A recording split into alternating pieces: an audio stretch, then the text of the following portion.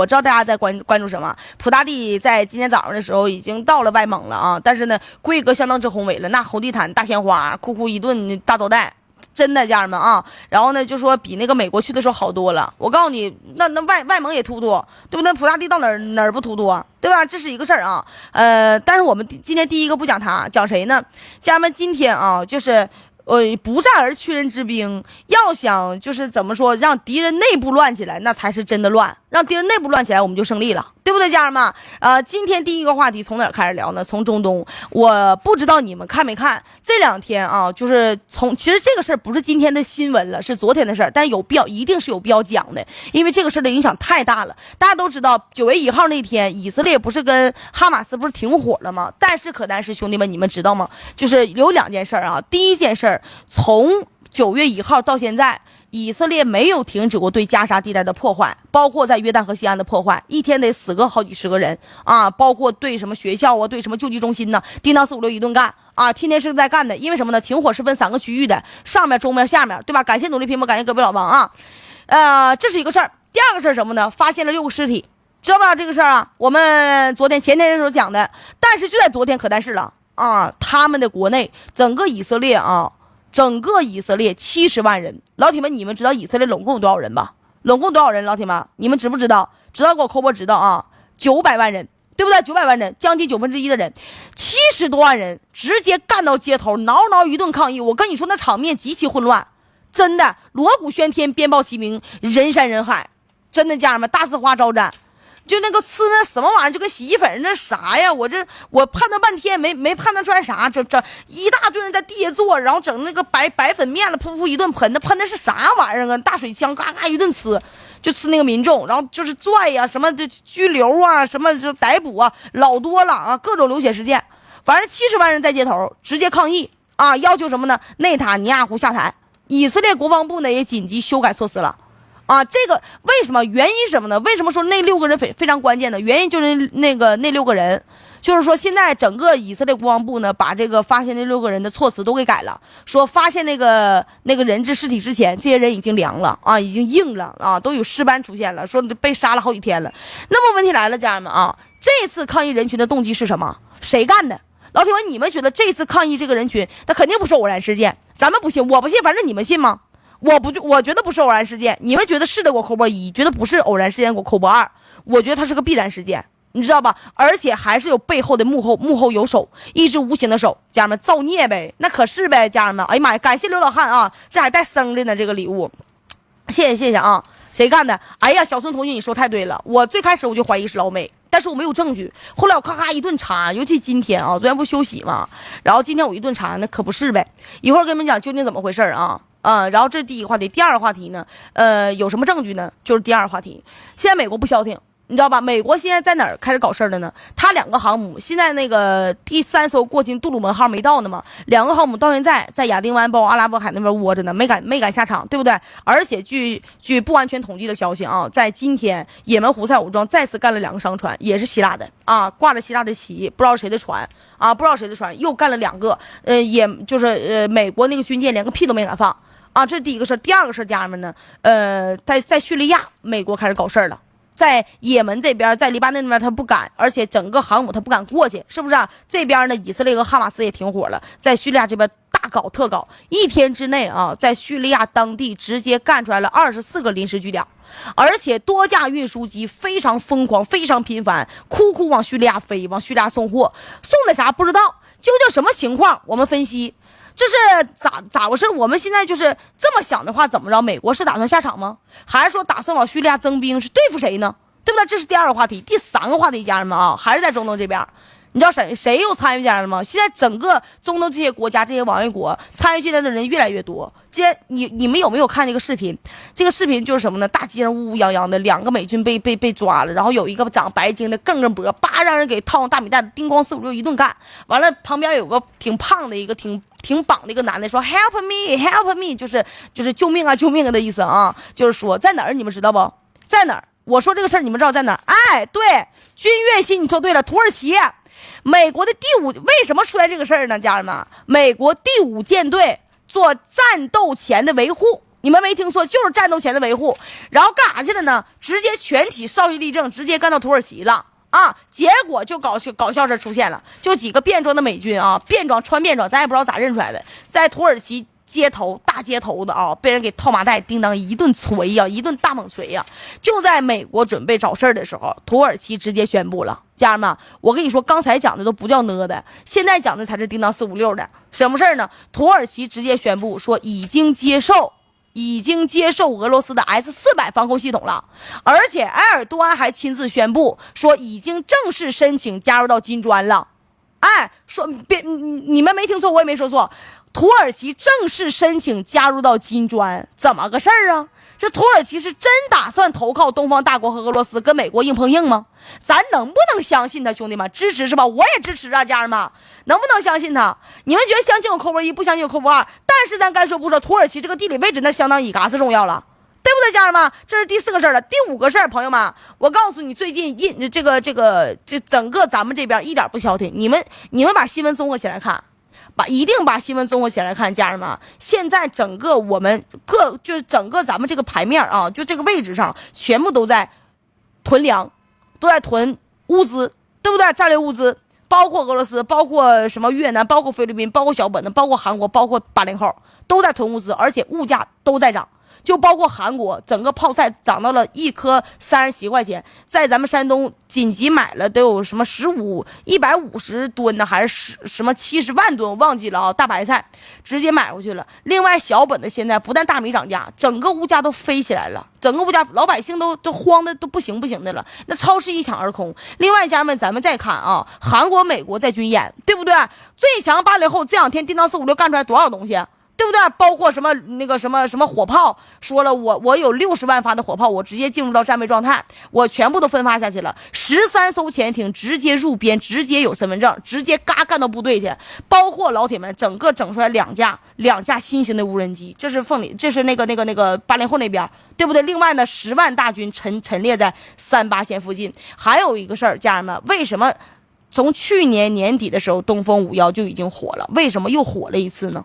就现在又火了一次呢，就强调，就好多博主发的啊，这个是我看了好多博主在发，但是东风51这个东西，家人们啊，它的速度能达到20马赫，机动变轨速度能达到19马赫，末段速度能达到15马赫。你想这玩意儿，这个射程老远，什么概念，家人们啊？30个这个玩意儿，30个东风51，那小本的那就真叮当456了。啊，这是一个。还有呢，日本改装了个船，你们知道吧？日本改装船叫临时用的一个，就它堪称是2栖登陆舰了，就这个玩意儿。还有就是大米疯狂涨价，另外小本子他家的大哥岸田也辞职了，整个现在内阁解散了，懂我的概念不？现在整个就非常疯狂。还有老铁们，北约拉马肖船全在日本，现在多少人在日本呢？在日本围着呢，就包括北约的上什么意大利的、英国的、德国的。全部都在那儿。现在在小本的周边有多少船不知道啊？包括老铁们，咱们家某国某方某部门说了，就我们有个船不是干到哪个地方了吗？人说了合理合法，就包括咱家的九哥九大爷，是不是啊？前2天也干过去了，而且说这2天2架无人机啊也是来回的不停的在转悠，在侦查。啊，就究竟什么事儿，家人们，你们自己寻思，看看危不危险。而且老铁们，这都不是我今天讲的关键。今天我讲的关键，为什么我说很危险呢？因为北方四岛那边有事儿了，俄罗斯的一个武装直升机在北海道和南千岛群岛那边失踪了，失联了，坠毁了。在坠毁之前，家人们有个什么事儿呢？我没看到这个相关的新闻，我这是看别人发段子说的啊。说什么事儿呢？就是小本的这个船。小本的船在北方四岛那边被干了，就被俄罗斯那边给干了啊！船人全死了，日本连打捞都没打捞。紧接着，俄罗斯这个武装直升机直接就干下来了，就坠毁了，就失踪了。日本和俄罗斯都选择默不作声，而且老铁们，巴西那边在清理日本人，日本那边的都造反了。整个现在在日本，你们想想啊。那边已经都发展成什么时候？2战之后啊，整个日本就在巴西疯狂买地，到现在了，很多从日本学校出来的小孩啊，包括青年人呢，都已经进到巴西各个部门了。所以老铁们，整个世界你再看看，小本的真有可能动手啊！真有可能动手。岸田文雄在今天已经宣布解散自民党。老铁们，这一系列事儿发生了，难道我就问你，小本呢，这真的是巧合吗？对不对？那这跟俄罗斯在北方四岛这边事儿怎么说，对吧？小本子如果动手，第一个动谁？对不对？这是第5个话题。第6个话题，家人们啊，普大帝今天凌晨的时候已经到外蒙了，到外蒙访问去了，不但没被抓，哎呦我最高规格接待啊，挠的创历史记录了。但是接下来的访问会不会顺利？会谈什么事儿？兄弟们，咱们今天好好聊聊，行不行？好好聊聊啊，咱不墨迹了，老铁们。今天这个消息毫无疑问，咱们得从哪儿说呢？咱们得从中东这边的事儿说起。为什么？因为这2天，家人们，关于中东有一个惊天地泣鬼神的大新闻，我相信你们都看见了，我也相信很多人都误会了。有人说什么事儿呢？就从9月1号巴以正式停火开始的第一天，以色列突然之间，家人们爆发了一个惊天地泣鬼神，从9月1号开始干的大规模的反战游行。有人说不对呀，那以色列人没几个好人呢，他怎么能反战呢？你听我说呀，对吧？首先咱说这个反战游行的规模大到什么程度呢？70万人。有人70万人不多，兄弟们，以色列拢共才多少人呢？对不对？70万人直接涌上以色列首都特拉维夫的街头，要游行有游行，要罢工有罢工啊！整个以色列政府说了，你把那些人都不行，有一个部门叫什么管理部门，我忘记了啊，说你得制定一个什么政策法律。没想到这个部门里的所有人也去游行去了，很多这个职位全部都罢工了啊，不上班了，就游行，70万人。啊！直接在特拉维夫街头，这还是特拉维夫呢。你们要知道，这个数老恐怖了，不是说在咱们这儿啊，70万不多，但是兄弟们，在以色列那可是简直天文数字了，因为他们总共一个国家拢共是900多万人呢，那合着什么概念呀？将近1/9人去游行去了。对吧？也就是说什么概念？除了老人，除了孩子，除了行动不能自理的，除了这小院院里躺着的，大概1/6的人走上街头参加示威游行。而且老铁们，这还只是头一天的数据呢，知道吧？第一天数据，今天开播之前，兄弟们，我刚看了一下最新的数据，即便以色列现在什么警察、什么军方全都出去了，那大丝瓜库一顿吃，我不知道那是啥玩意儿，白粉面的，就白沫子啊，就一顿吃，那啥玩意儿啊？就不地上坐一圈人，那吃的后背就跟雪人似的。就那玩意儿，反正一顿吃啊，不好使。那推拉摇移拽扯，那全上了，那不好使。那流血事件都发生老多了，就又怼又揍的，又暴踢的，那都不好使啊。就是今天我开播我看了啊，就是没啥用，就是整个什么警察呀、军队啊出去都没啥用，反而让参加抗议的以色列人越来越多了，甚至有些警察参加就是抗着自己参加游行了啊。要按说这个消息，老铁们，那属实是个大消息。啊！但是我为什么说很多人都给误会了呢？原因很简单啊，这2天网上对于这个事儿，家人们啊，就是基本就是2种推测。第一种推测，有人说了什么就是不站在缺人之兵啊，什么剧本是大哥写的，但是演戏的人不一定是大哥找的。你懂我的意思不，家人们？懂的给我扣波懂，能听懂我说这个话的，你们听不懂，接下来没法听。家人们有人说了，这个事儿绝不绝，妙不妙？太妙了！家人们，这个计谋太妙了，但是剧本是大哥写的，演员不是大哥找的，你懂我意思吗？就是很简单啊，2种推测。一种推测是以色列之所以这么多人上街抗议，是因为什么由头呢？就是因为9月1号他那不是停火了吗？以军不是干到加沙一个隧道里面了吗？发现6具尸体吗？所以说以色列人就觉得啥呢？就是之所以这些人会死在加沙，都是因为你的尿壶啊，你不早点签什么停火协议啊，那这是第一个推测啊，还沾点边。第2个推测啊，也是很多人听到的版本，知道吧？居然说有些自媒体或者是专家什么的就评论说，这次呢以色列有将近100万人抗议，是因为他们害怕了，他们害怕战争，所以要求内塔尼亚胡停火、下台、停战。有没有害怕的，兄弟们？肯定有。那打仗谁不害怕呀？我们也害怕呀，对吧？但是家人们，以色列人叫人吗？我们能用我们自己的价值观、人生观、世界观去评价他们吗？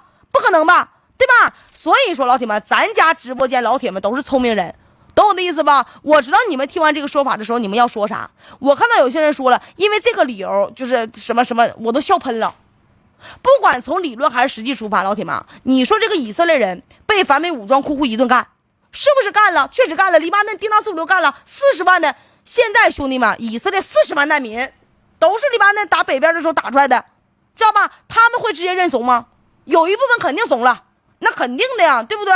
那肯这害怕嘛，就包括一些女的啊、小孩啊什么的，肯定会认怂，但是一大部分人根本就不会。我跟你们讲，以色列是美国亲爹这个事儿，不是网上传的一句笑话，你们懂不？在很多以色列人眼睛里面，它就是事实。那么在这样的情况之下，他以色列本土被干了，你们说啊，以色列人是会要求直接放开手，大开杀戒，大屠杀，把什么哈马斯啊、法塔赫呀、黎巴嫩全给弄死，还是要求以色列和美国同时认怂，然后给这些刚炸死他们的人道歉呢？很明显，家人们，用正常人的逻辑来说，就不会出现游行，也不会出现大屠杀，但是他们已经不是正常人了，已经疯了，极右的，对不对？所以说以色列人绝对不会选择第二种认怂，不可能的。他们如果真要选，就只有一种，就是借着美国最后的力量，彻底把以色列的敌人全都给弄死。那么说到这，有些老铁啊就纳闷了，说不对呀，说这次涌上以色列街头抗议的这将近100万人呐，他们喊的是停火啊，还有让那个以色列内塔尼亚胡下台呀，也不是要求内塔尼亚胡大开杀戒，你是不是讲错了？我跟你们讲，这就是最关键的一个地方，兄弟们，有没有老铁还记得9月1号那天直播的时候，我怎么评价的这次巴以停火，还有以军发现人质这个事儿的？我当时原话说的非常清楚嘛，我说这次停火以及发现这个人质的事儿，本质上就是以色列自己整出来的，然后内塔尼亚胡就要利用这个事儿逼着美国下场，至少是逼着美国舆论战下场。但是万万没想到，美国这边聪明啊，阴损狡诈坏，他全占了，来了就是见招拆招。老登当时说了，哎呀妈呀，不可思议呀，哎呀妈呀，震惊啊，哎呀妈呀，愤怒啊。但是愤怒完了呢，老登干啥去了？你们知道不？今天我在那个视频上我刷了个视频，干啥去了？迈阿密海滩度假，跟他媳妇儿那家伙小姿势躺的，胳膊躺叭一躺，然后还在包里拿什么东西，还吃点喝点呢，度假去了。把这事交给谁了呢？交给布林肯了，交给小沙了啊，他俩处理去了。而小沙，我跟你说，家人们啊，就是前2天小沙不是来咱家了吗？咱插个话题啊，很多人说小沙应该是下一任的继承者啊，老登下面那个人，我告诉你肯定不是。小沙这个人他适合当军师，他永远当不了头子，你知道吧？他没有这个，他首先他没有势力，没有家族，没有势力，没有资助他的人，而且他已经服务了几届领导人了，知道吧？小沙这个人非常有才子，但是他当不了老大啊。他这以后再讨论什么小沙可以继承什么，就是那个老登的衣钵，继承不了，他都不如老登，没有人支持他。你看他上台选票都不如哈哈姐。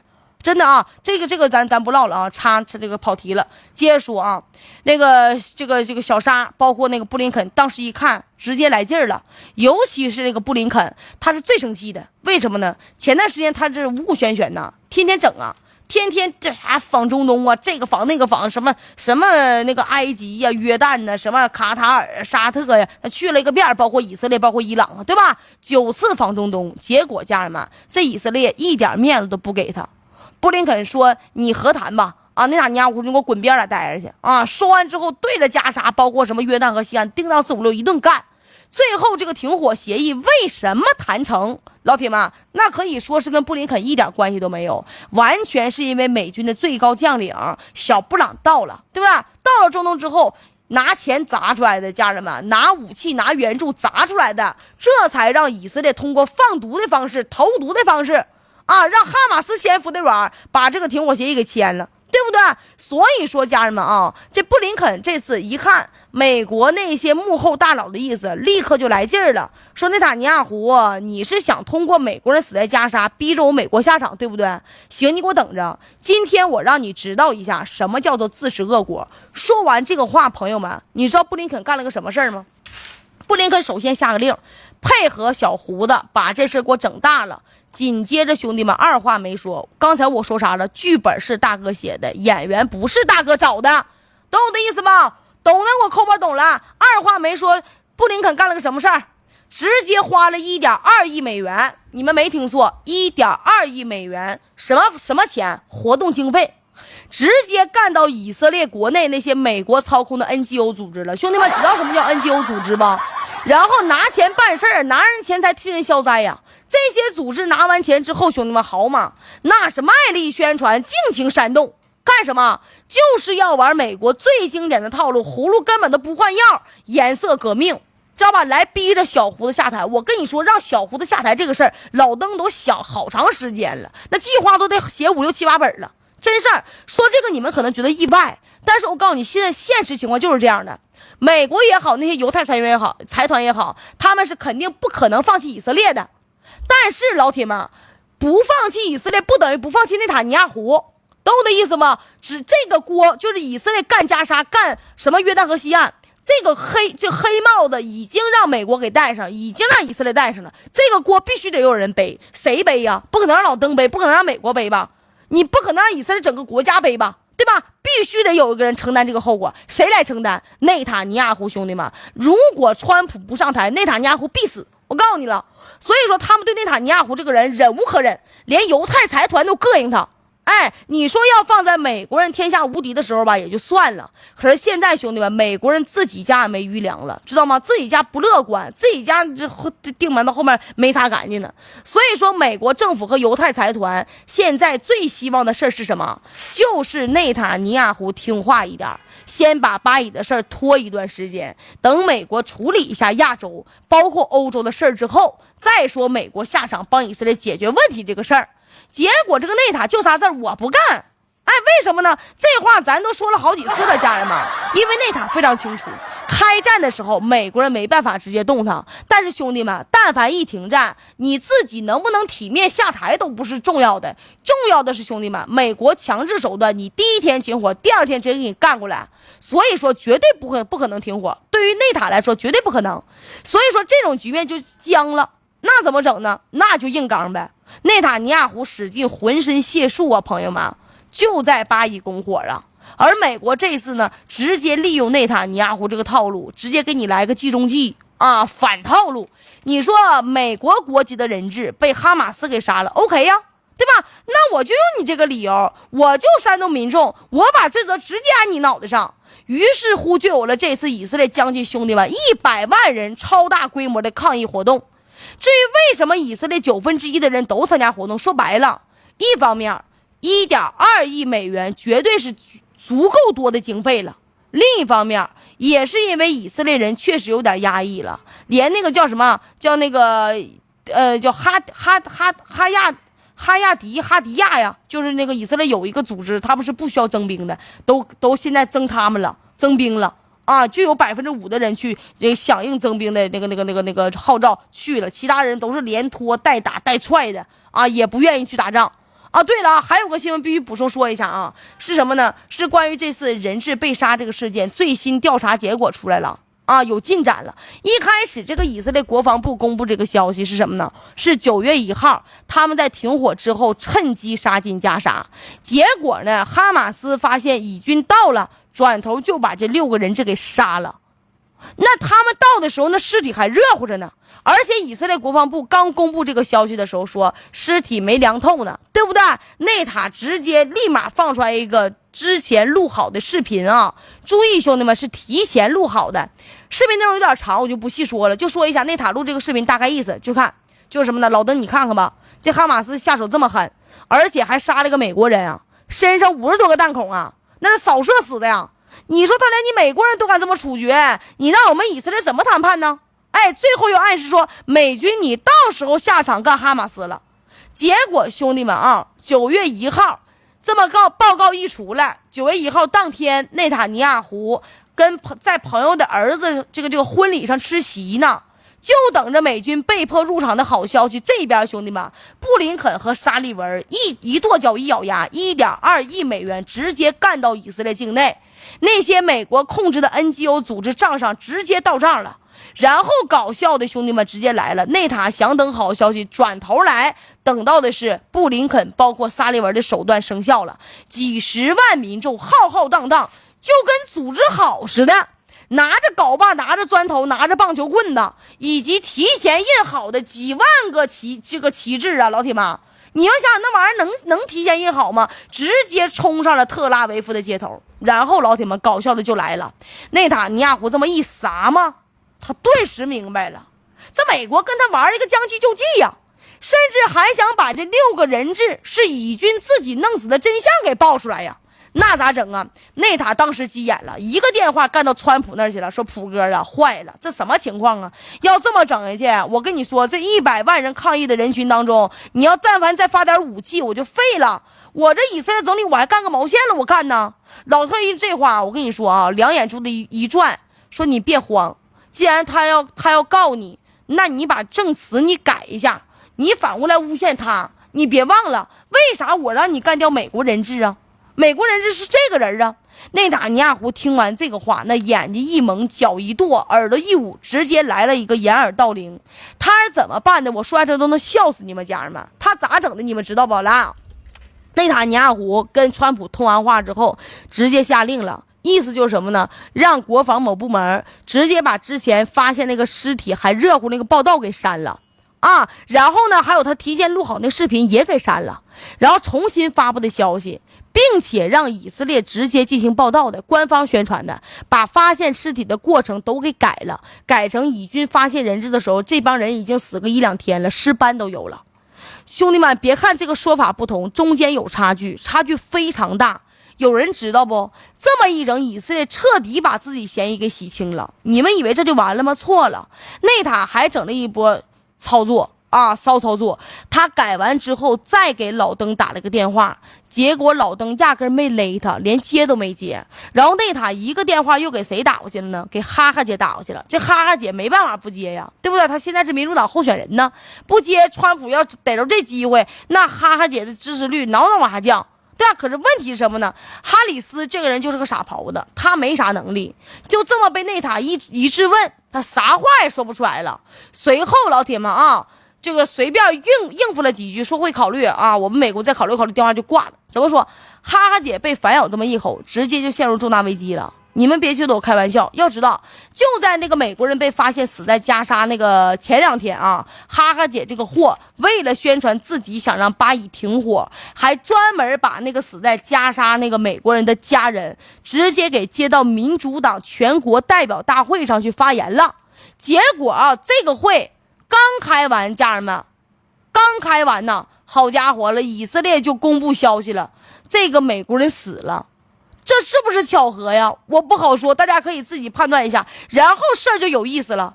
虽然说布林肯和沙利文他俩人啊，花了1个多亿美元，让 NGO 组织在以色列搞抗议，对不对？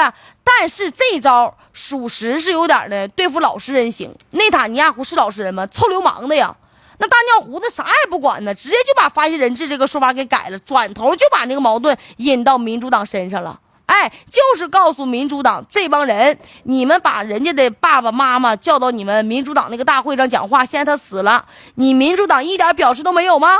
你还要搞颜色革命来逼我下台吗？对吧？那么说到这儿，兄弟们，老铁就要问了，说如果民主党这帮人硬脑瓜皮的就不管这个事儿怎么办？我跟你们讲，他就不可能不管。为什么这么肯定？因为兄弟们，9月10号就是特朗普和哈哈姐第一次的电视辩论，如果民主党不管，那哈哈姐辩论个毛啊，对不对？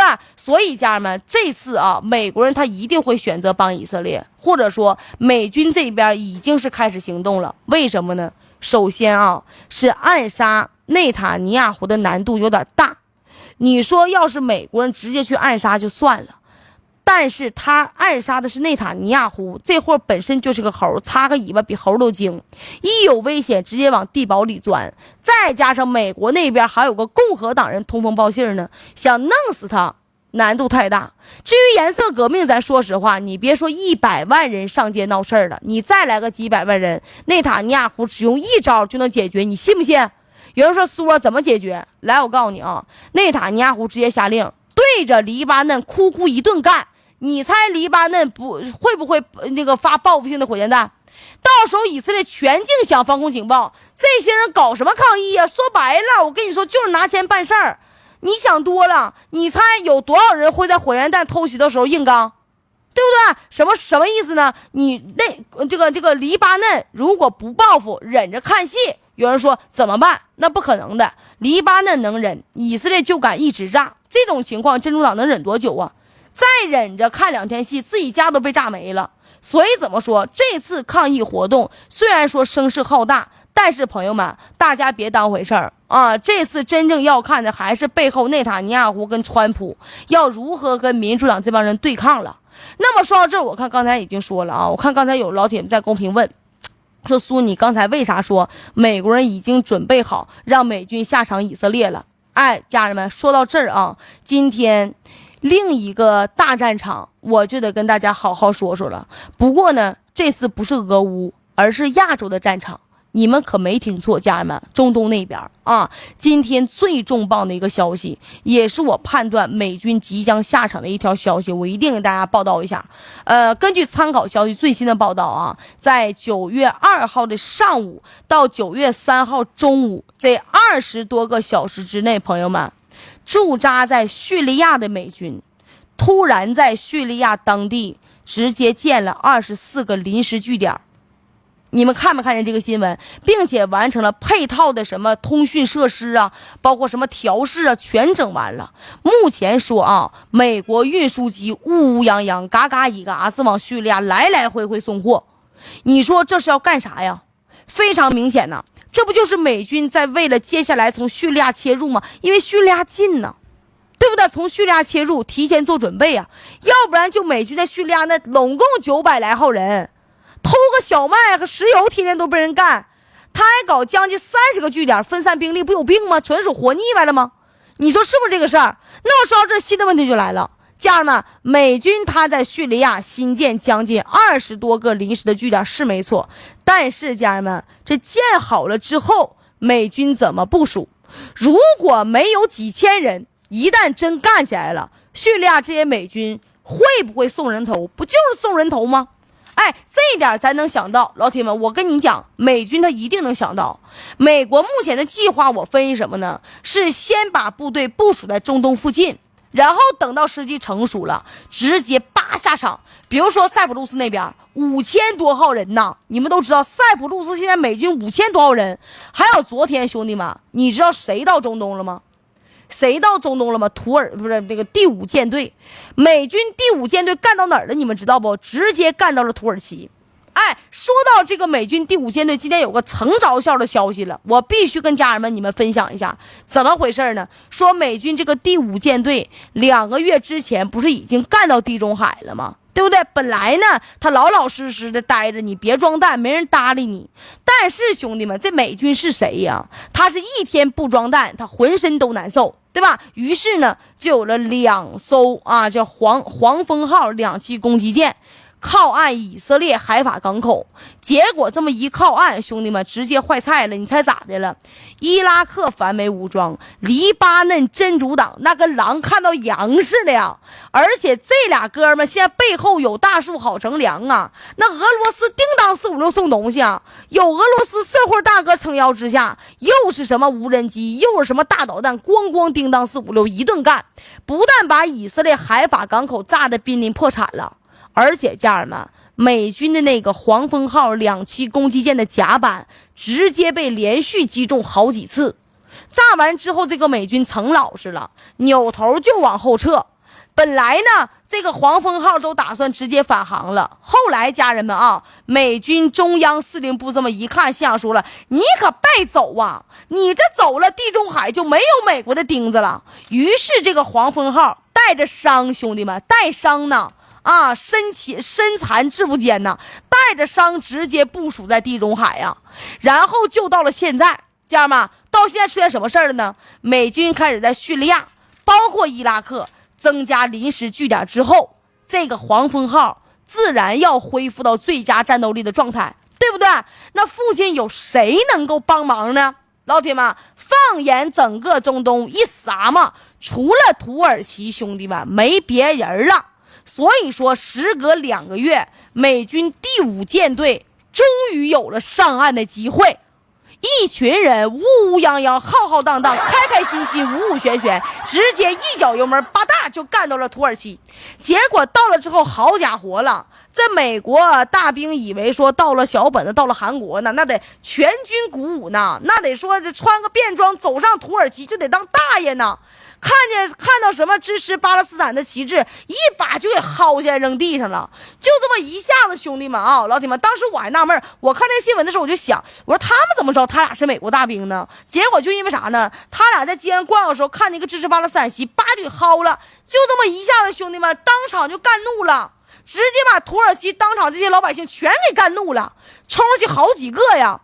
就是冲上去就就找这几个美国大兵问话。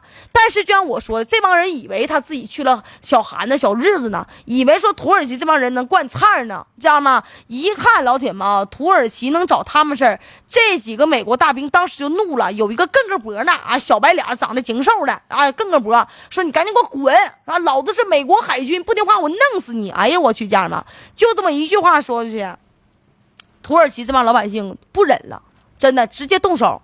说你以为你是游客呢？我觉得你是游客，我跟你客气点，你还自报家门，你还美国大兵，你是个什么兵啊？你个什么美国大兵啊？对不对？行，今天我就告诉你土耳其是怎么对付你美国大兵的。说完之后，老铁们叮当456，这个周围一圈的小商贩游客呀，一拥而上，围着几个美国大兵就开始下黑手了。本来事到这儿吧，都是在控制范围之内的。毕竟呢，你说你偷摸的出手，大家伙也不敢下手太重，对吧？但是就在此时此刻关键时刻只见一个兄弟们高大威猛1.80米大个留着大胡子一个壮汉，叭就挤人群里面去了。而当人们就觉得说这个壮汉要出重拳的时候，这土耳其的好汉二话没说，直接一个抬手，一个大米袋子，咵嚓就套这个美国大兵脑袋上了。就套谁呢？就是刚才我说更个脖那个，长得挺白净的，光个头，完了长得挺瘦的，不知道你们看没看这视频啊？至此，兄弟们，场面彻底失控了。土耳其人一看，好家伙了，这人都被套麻袋了，那叮当456就干吧。直接就拿左一拳右一脚，这帮人一顿给他给捶呀，直接把这几个哥们儿给打那个急救室去了。这场面我跟你说，锣鼓喧天，鞭炮齐鸣，有兴趣你们查一下，给我看笑了，简直太搞笑了。那么说到这，老铁就要问了这土耳其人这么暴揍美军，而且还是马上要参加战斗的那个美军的第5舰队的人呢，我的个天老爷，这事儿美国人他能善罢甘休吗？哎呀，美国人想怎么做大家都知道，但是美国人他现在有多大的实力能追究到这个什么地步这才是关键的。然后这次打完人之后，家人们，埃尔多安第一时间站出来表态了，你知道说啥吗？说大漂亮你放心，这人呢我已经抓了15个了，我会严厉惩罚他们，你知道吧？说到这儿，大家是不是要问了？说这个埃尔多安怎么回事啊？这怎么胳膊肘往外拐呢？你错了，兄弟们！埃尔多安之所以说这个话，就是告诉老美，这事儿在我地盘上发生，那就得我自己解决。前2天土耳其抓了一个美国间谍，打死不说，后来一顿就是小吐话水就是后来那人说了，交代了，人家埃尔多安亲自审问的，就说了，我不会让你白来这个世界。说完这话就走了。你就想这帮人得遭个血罪嘛。所以说埃尔多安这次不惯差，说在我地盘就得我处理，你美国你别插手，插手就干你。那埃尔多安怎么解决呢？15个人做笔录，然后直接就打算放回去了至于说土耳其警方还打算起诉这些美国大兵，理由是这些人寻衅滋事要赔偿现场人员的精神损失费。你们没听错干完美国人管美国人要钱，就这情况美国人他能忍吗？肯定忍不了是不是兄弟们？这边刚看埃尔多安这么整，另一边美国暴怒了，布林肯一个电话就干到埃尔多安那儿了，说哥们儿你不能这么整你把我美国人当啥呀？我美军哪受过这种气呀？你赶紧给我改变判决把动手打人的15个人你都给我扔监狱去，最起码蹲个3-5年的，要不然你 F35 什么 F2 你别想要了，你定金我都不给你退。妈，一听这事儿，兄弟们埃尔多安就一句话，你是谁呀？你以为你是山东大李逵吗？你是个国务卿，你有什么资格教我办事儿对不对？说完之后，不等布林肯生气呢，朋友们，埃尔多安直接把电话啪就给挂了。就这么一下，布林肯懵了，先是懵，再是怒，而美国政府这边也彻底蒙圈了。为什么，兄弟们？因为以往拿着 F35 拿捏埃尔多安，你别提多好使了。这次埃尔多安怎么就这么强硬呢？但是纳闷归纳闷这次被土耳其啪嚓这么摆一道。老铁们，美国五角大楼也是直接发怒说，行，埃尔多安是真给你脸你不要啊！前几天你趁着轰炸库尔德武装干死了我多少美国士兵，这个账我没给你算呢，老子今天一码给你算了。在出兵以色列之前，我先给你土耳其上一课。说完之后，美国五角大楼直接下令了，让美军第5舰队的士兵集合，干什么？要给土耳其找事儿。那么说到这儿，兄弟们，你们觉得土耳其跟美国大兵能不能先干起来？中东这场仗能不能先从土耳其给我出发？来，兄弟们，你们觉得能给我扣1，不能给我扣2啊？接下来就是继续给你们就